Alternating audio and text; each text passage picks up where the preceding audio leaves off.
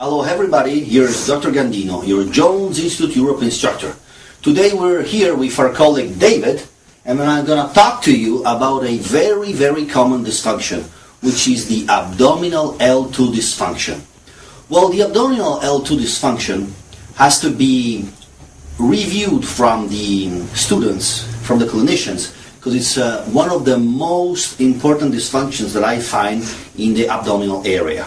I was taught and trained that the ABL2 dysfunction was a visceral problem, and the patient refers a symptom right here in the abdominal area where the ABL2 tender point is a annoying pain that is with him since ever. And for sure, many times this is the kind of pain that an ABL2 dysfunction gives. But many other times, ABL2 dysfunction, it's a real key point for your lumbar pain, for your diffuse and deep pain. Many times, just one side of the ABL2 can give a diffuse pain on all the lumbar area, or other times it just can give a diffuse pain in one side. I discovered this in 2010-2011. I was giving a workshop in Rome, and I had over 60 clinicians looking at me. And when I give workshops, I usually pick a couple of points that are most common. And there was this student that had this deep, diffuse pain in the lumbar region that could not extend her back. So I treated her the iliacus on both sides, because she had this dysfunction. And when she stepped out of the bed and she tested again, her pain was still there, but the problem is that it had shifted just on one side. So in that moment I was a little bit embarrassed for the situation, since prior to my technique she couldn't extend. After my technique she could extend, but just on the left side. The right side was really stuck. And she told me that her pain had shifted all on the right. So I placed her again on the table, and I evaluated again more deeply. And I found that the very main dysfunction was an ABL2 and an AL5. So I treated the ABL2 because I knew that when I was treating the ABL2 I would have shut down even the AL5. And after the treatment she was completely free from the problem. So I started investigating on all the patients that came in the clinic, treating the ABL2 dysfunction.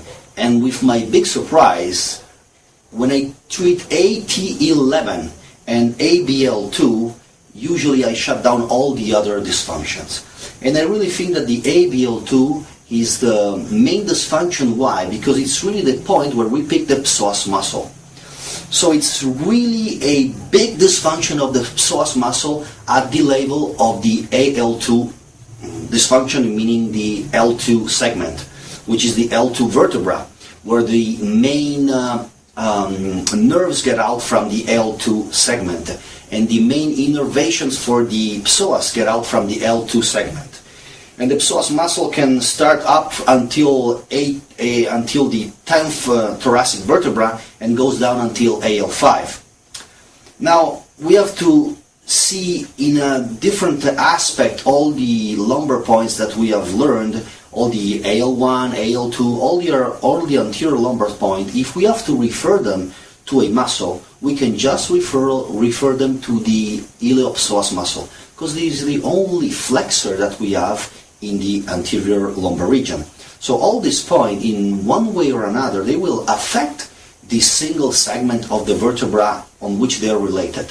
But if we have to see them in the muscular way, they probably refer to the dysfunction of the psoas at that same level. Psoas major and iliacus. So I picked David because he has a dysfunction on his psoas and a dysfunction on his ABL2, and he has this pain right in his back, but more than this kind of pain which he has more a left pain, diffuse and deep. Please lay down.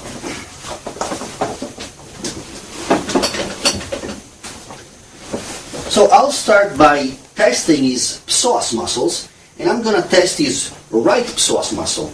So when you test a psoas muscle, it's very important, if you want to really test it properly, not to raise the leg too much. Not that this is wrong, but this influences and gives support to this region, even with other muscles, which is tensor fascia lata, rectus of the femoris, and stuff like that. So if you really want to isolate and test the psoas muscle, you just have to abduct slightly, extra-rotate slightly, and put it at this level. Okay, hold on. Then I'm going to push down, you resist. And he's quite strong on his right. I'm going to do the same thing on his left. So I'm going to abduct, external rotate slightly, hold him from here, put him at this level, take off my hand, gently I push and I say, okay, resist, resist, and he really drops down, okay? And I know that when I dig here in the ABL dysfunction, which is up from the AT11 towards the umbilicus, where is the real point where you pick the psoas. When I go down there, he has pain. And when I just lift his leg and I just tell him to hold it, I can feel down there, I can feel the muscle pushing up the viscera. So probably the visceral aspect that the patient feels is because the psoas muscle, which is a retroperitoneal muscle, pushes up and pushes all the visceral in front. That's why the patient has this annoying situation.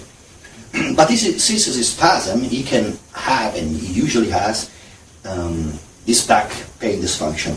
What's important to test the muscle at this level? Because it's like if I test my bicep, if it's too short, it will be much more strong than if I stretch it very much. If I stretch it and I try to resist at this level, it's a much major component that this muscle has to use to adjust my resistance. And the same is if I hold this leg too high, many other muscles are involved, and the psoas muscle is more tight and has more strength.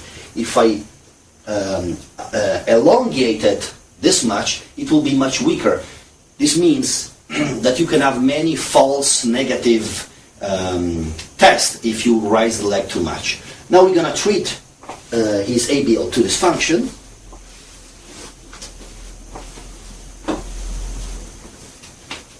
In the classical way. So I'm going to flex over 90, feeling the tender point. I'm going to rotate towards, and I'm going to side bend away. So I'm going to test it. Okay, he has no more pain. I'm going to hold him here until 90 seconds.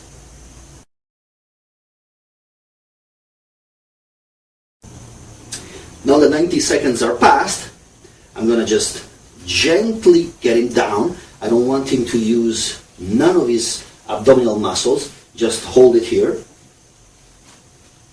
and hold it here. Okay. Then I'm gonna slide this down. I'm gonna slide this other leg down, and I'm gonna retest his muscle. So I'm gonna just lift it, hold it. Okay. Hold this strength. Hold it. Hold it. Okay. I'm really pushing hard. I'm really pushing up. I'm really pushing hard. Okay.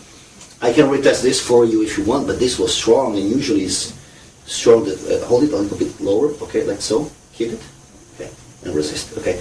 And this is always strong, and the tender point is gone, okay. Thank you, David, and hope you enjoyed this video. See you soon for the next video from Dr. Gandino.